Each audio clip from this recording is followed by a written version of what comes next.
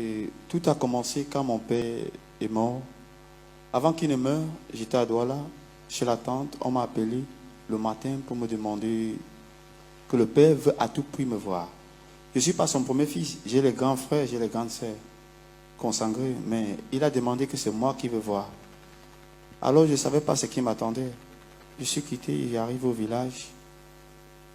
Que le père était hier même mort. Mais on m'a caché. On ne m'a pas dit qu'il est mort. Quand le père est mort, je ne savais pas. Je suis arrivé au village. Je constate qu'il est mort. À ma grande surprise, les notables étaient déjà là et m'attendaient fraîchement. Ils m'ont seulement saisi du pied à la tête. Ils ne m'ont pas donné même le choix d'accepter ou pas. Ils m'ont amené dans la chambre où le père était encore couché. Je suis arrivé. Il fallait qu'on me remplisse spirituellement. So he was in. Quand ils m'ont amené dans la chambre secrète, j'avais les lois accomplies. C'est moi qui devais faire qu'on coupe d'abord la tête de mon père, mais dans la calebasse. Et je devais aligner sa tête dans la chambre. Et on a une maison qui est en tulle. Des maisons qui viennent avec les flèches en haut, 4 flèches. Ce qui signifie que tu es Mwembo ou Nzafo. Parce que moi, je porte le nom de Nzafo Sangwok, le père du chef Batoufam. Quand ils m'ont amené à la chambre secrète, papa était encore couché. Qu'est-ce qu'il fallait faire? Il fallait que j'accepte que oui, je veux le suivre, je veux suivre son clan dans tous les domaines. Et je ne m'attendais pas à l'embrasse qui devait m'affliger, parce qu'ils m'ont affligé beaucoup de choses que je ne pouvais pas tenir. Quand on t'amène là-bas, tu arrêtes la machette qui coupe la tête. Je vais vous expliquer pourquoi on coupe la tête. On coupe la tête pour que l'esprit qui est en lui ne sort pas nuire la famille. Et c'est moi qui porte l'esprit là. En coupant la tête, j'accepte de porter l'esprit. Et cet esprit, elle est sain. Quand on arrive alors à faire en sorte que j'accepte d'intégrer papa, qu'est-ce qu'il y a lui à faire? On l'enterre vivant, mais à moitié. Sa tête n'est plus là. On l'enterre sur la chaise à 3 pieds. Et après ça, j'accepte d'intégrer le père.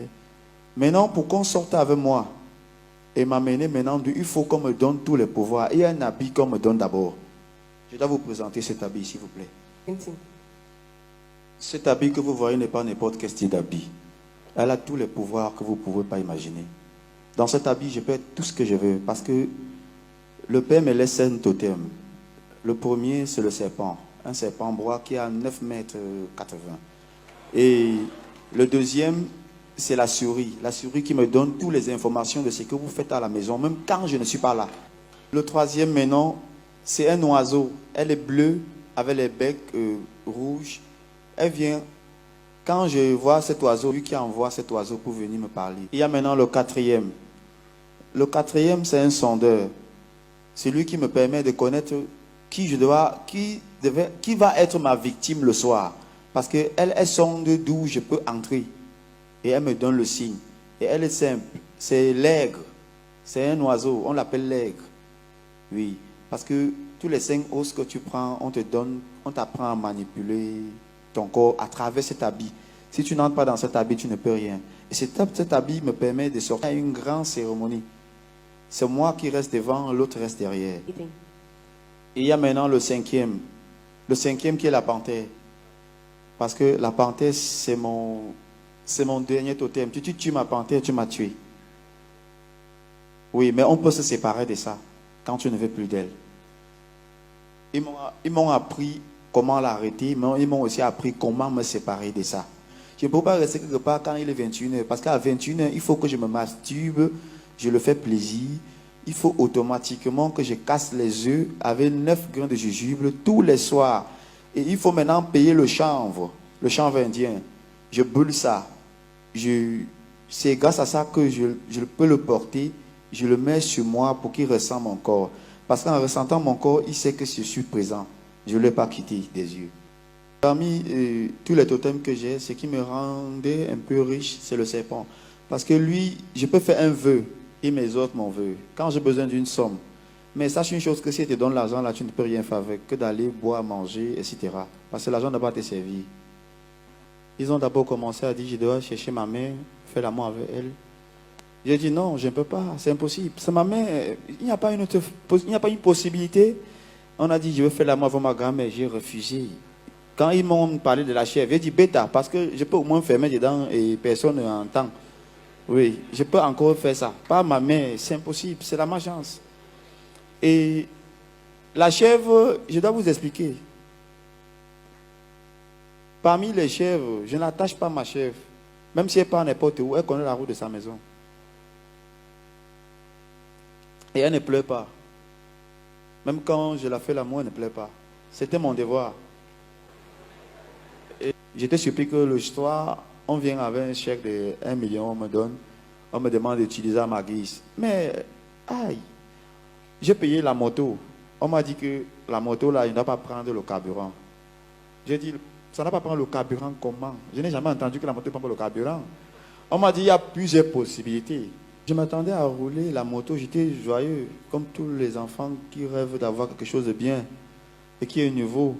Mais à ma grande surprise, c'est que la condition, c'est que le soir, à 21h, comme je dois me masturber avec le serpent et mettre le chanvre pour qu'il m'entende, si j'ai besoin d'un vœu, je l'écris sur un bout de papier.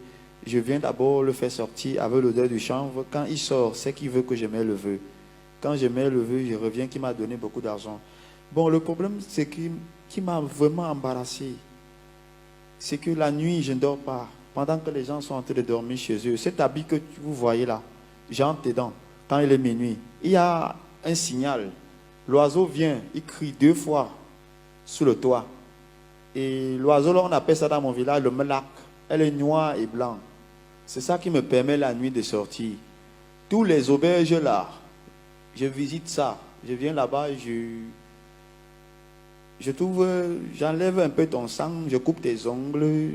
Le sperme que ton homme a fait, il a les posé par terre dans les préservatifs là. Je viens seulement ramasser ça. Je n'ai pas besoin de prendre, je prends juste un peu. Et quand je prends un peu là, je pars maintenant, j'invoque avec eux ensemble là-bas la nuit. On bloque ta vie, tes chances, on prend tout ce que tu as de bien, et etc. Bon, ça fait maintenant qu'en journée, quand je reviens, s'il n'y a pas le carburant dans ma moto, je veux connaître, je mets seulement la main. J'invoque le nom de Bézébul 3 fois. Et je ne viens pas physiquement, je viens en esprit. J'avais plusieurs façons d'accomplir ma mission. La première déguise que j'afflige d'abord aux peuples là qui sont là-bas, je mets la colère. Quand je mets la colère, ils cassent les bouteilles, eux se cassent le corps et je suis content. Quand ils versent le sang là, c'est le sang là que je prends pour remplir souvent ma moto. Donc je venais maintenant et je remplissais ma moto. Mais il fut un jour, j'ai commis une erreur grave. Oui. Regardez ici, sur la photo, vous allez voir mon frère. Je ne voulais pas le faire du mal. Moi-même, je ne savais pas ce qui devait arriver. Il est venu me prendre la moto pour aller regarder s'il a passé à Bandioun. Alors je lui ai offert ma moto. Je lui ai bien dit que si tu roules, c'est qu'en soi ce qui va arriver, ne mets pas le carburant. N'ouvre pas le réservoir. Alors il ne m'a pas suivi. Par têtudesse, il a forcé, il a ouvert le réservoir. Quand il a ouvert le réservoir, j'ai ressenti un truc au champ parce que je suis quelqu'un qui cultive. Avant d'arriver à la maison, la grand-mère criait. Je demande qui a quoi. Elle dit que quelque chose de terrible s'est passé. On vient de m'appeler que voilà ton cousin qu'on est en train d'amener à l'hôpital. Je demande, il y a quoi? On me dit la moto. Je dis, hey, peut-être j'ai tué mon frère sans m'en rendre compte. Comme j'ai refusé de donner ma soeur, peut-être c'est mon frère qu'on a pris. Bon. Ce qui est arrivé sur la moto, c'est qu'il a mis le carburant sans me demander. Les abeilles ont failli le tuer. Et il y a aussi ma soeur à qui j'ai remis de l'argent. J'avais peur. Je suis allé dans l'argent comme avec... J'ai gardé mon argent, j'ai oublié de vous dire, car au serpent, je ne mettais pas mon argent n'importe où. C'est dans la calebasse là que je mets l'argent. C'est lui qui garde mon argent. Tu peux entrer dans la maison, fouiller même 1 an. Tu n'as jamais trouvé lui qui a mis l'argent. J'ai retiré 250 000, j'ai donné à ma soeur. Mais à ma grande surprise, lors de la réunion, il a dit que je n'ai pas encore commencé à donner le sacrifice. Ma tête, le verre même que j'avais à main est tombé, ça s'est cassé parce que je ne voyais pas qui je veux donner. J'étais confus. Je suis allé même chercher un prêtre exorciste. Il m'a dit que le temps est court pour moi. J'ai intérêt à accepter les conditions. Je suis rentré supplier, pleurer que papa, s'il te plaît, change l'option. Bon, il a dit il n'y a pas un problème. Le soir, il va voir ce qu'il y a à lui à faire. Mais le soir arrive, la condition était encore le grand frère. On me dit que je dois automatiquement vendre mon corps. J'ai dit vendre mon corps. Comment vendre mon corps? Je n'ai jamais compris qu'on vend son corps. J'avais pour but qu'on me donne une plaie inguérissable. C'est moi qui devais choisir la place. On me donne une plaie inguérissable. Comme ça, le serpent que je me m'active tout le temps, je le donne, il devait lécher ça tout le temps pour cicatriser. Parce que quand il va lécher, la douleur va un peu s'améliorer. Je devais porter cette plaie-là toute ma vie jusqu'à ce que je meure. Et j'ai vu que l'option était vraiment encore très très embarrassante. Dans ma tête, je me voyais à quoi on m'enterrait. L'autre option maintenant, c'était de pouvoir accepter d'être une femme. La place là, tu connais là, non maman? Oui, comme ça. Bon, ils m'ont donné encore une dernière chance de me rattraper. Je devais tuer ma soeur pour calmer l'esprit de leur Dieu. Je dis, si c'est ma soeur qui doit mourir, prenez-moi en premier lieu. Parce que c'est ma seule soeur que j'ai. Ils m'ont demandé si je ne veux pas faire ce que me demande. J'ai 3 jours pour bien réfléchir. Les 3 jours, j'étais dépassé. Alors, j'ai trouvé mieux. Quand j'ai vu cet homme que je devais voir pour qu'il supplie l'autre, mon papa, il m'a dit, je t'avais d'abord dit quand tu es venu ici que tu es obligé de faire ce qu'on te demande. Pourquoi tu ne fais que Dieu ici? Alors j'étais perdu. Et j'ai rencontré un monsieur sur ma route. Je n'avais pas le choix que de leur remettre tout ce qu'ils m'ont donné. Et ils m'ont donné une condition. Dieu merci qu'ils m'ont fait plutôt un chèque. S'ils m'avaient donné l'argent, ils devaient me demander le même billet à la même couleur. J'étais épargné. Et il fallait juste leur remettre leur argent pour qu'ils me laissent tranquille.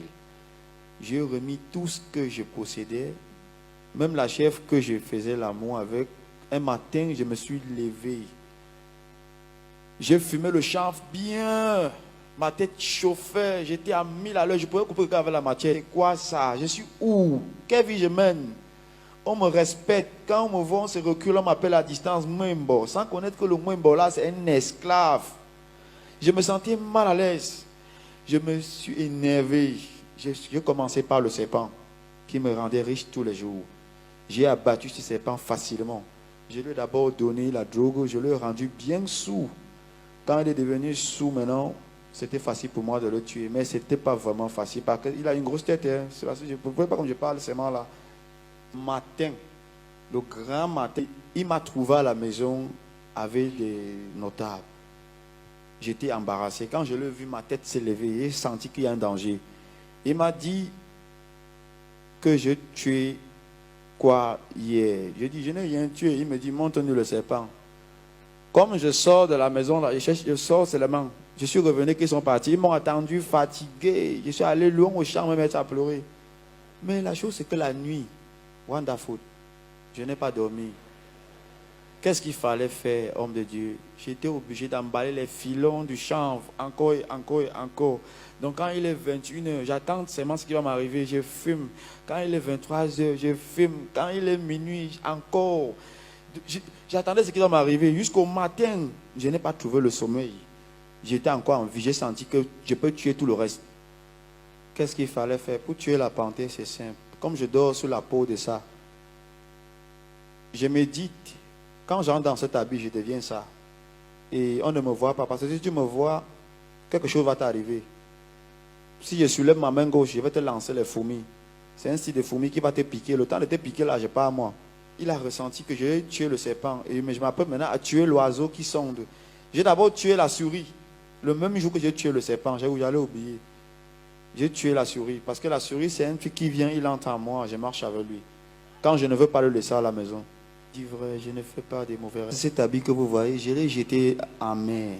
Il y a un eau, on appelle Kotok. L'eau dont on ne traverse pas. Ce n'est pas n'importe qui part là-bas. Ce n'est que les notables qui partent là-bas en secret. Et j'ai jeté cet habit là-bas. J'arrive à la maison. Je trouve l'habit sur le lit. J'ai dit merde. Comment l'habit se trouve sur le lit? Puis que je suis allé jeter. Comme vous voyez les trous là. C'est moi qui ai pris la machette du champ. J'ai commencé à tchouquer, déchirer. Que tu vas me laisser tranquille. Je suis maintenant allé le jeter avec le sac là. Très très loin, hors de la forêt, hors de Batoufan même. J'arrive à la maison, le bon monsieur est sur la chaise. Il dit, what the fuck, ça c'est mon jour. J'ai tué ma femme qui était la chef. Je suis rentré le soir, j'étais bouleversé. Je ne savais plus où commencer. Quand ils m'ont dit, j'ai quelques jours encore à vivre. Ce soir-là, j'étais obligé d'amener la chef très loin. Je l'ai tué, j'ai donné en haut, qu'on ne peut pas. Mes frères se sont réjouis avec, sans connaître ce que je fais avec lui tous les jours. Mais moi-même, je n'ai pas mangé.